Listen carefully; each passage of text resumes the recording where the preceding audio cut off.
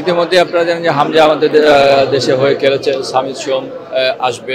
দক্ষিণ এশিয়ার ক্ষেত্রে একটা আধিপত্য বিস্তার করতে পারবো খুব শীঘ্রই। আলহামদুলিল্লাহ এখন খুব ভালো আছি। বিভিন্ন পরীক্ষা নিরীক্ষার পর ডাক্তাররা কিছুই পায়নি, তো এটা আমার জন্য নিশ্চয়ই ভালো সংবাদ এবং ভালোই শুরুতেই আপনাদের অনুষ্ঠানে আসতে পেরে নিজেকে আরো ভালো লাগছে।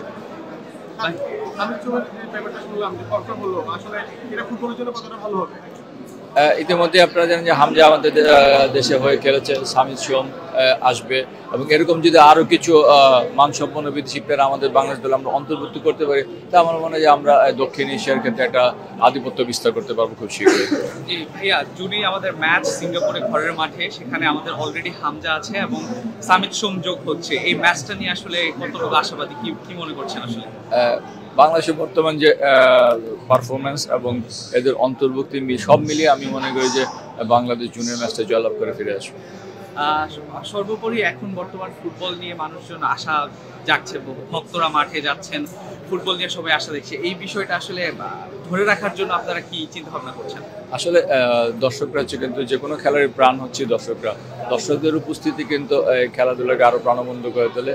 এই যে এখন বর্তমানে বিভিন্ন দর্শকদের সরব উপস্থিতি বিভিন্ন ক্ষেত্রে, আমার মনে হয় যে এটা ফুটবলের জন্য একটা ইতিবাচক দিক। তো এই ইতিবাচকতা যেন বজায় থাকে সেজন্য আমরা বিএফএফ থেকে চেষ্টা করে যাচ্ছি এবং দর্শকদের স্বতঃস্ফূর্ত অংশগ্রহণ যেন আরো অঙ্গাঙ্গিভাবে ফুটবলের সাথে থাকে সে ব্যাপারে আমাদের কিছু সুনির্দিষ্ট পরিকল্পনা আছে। আপনারা সময়ে সেটা দেখতে পারবেন ইনশাআল্লাহ। সামিদ সোম এবং হামজা যদি দুজনই আসলে একসাথে খেলে, তাহলে ফুটবলের যে নতুন যে বিয়েটা এটা কোথায় চলে যাবে?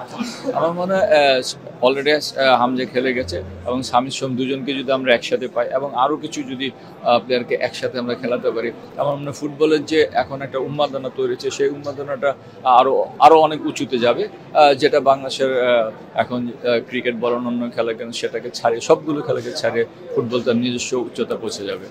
হ্যাঁ, লাস্ট কোশ্চেন, সেটা হচ্ছে নারী ফুটবলাররা, আমাদের সাবজয়ী নারী ফুটবলার একটা অভিমান নিয়ে একটা কোচের বিরুদ্ধে চলে গিয়েছিল, তারা আবার অনুশীলনে ফিরেছে। এই বিষয়টাকে আসলে কিভাবে দেখছেন?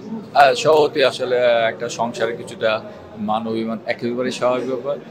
তারা তাদের ভুল বেচতে পেরে আবার সেই কোচের অধীনে অংশগ্রহণ করছে, এটা আমি মনে করি যে নারী ফুটবলের জন্য ইতিবাচক দিক। For more updates, follow us on Facebook, subscribe our YouTube channel, get the latest update on www.daily-sun.com.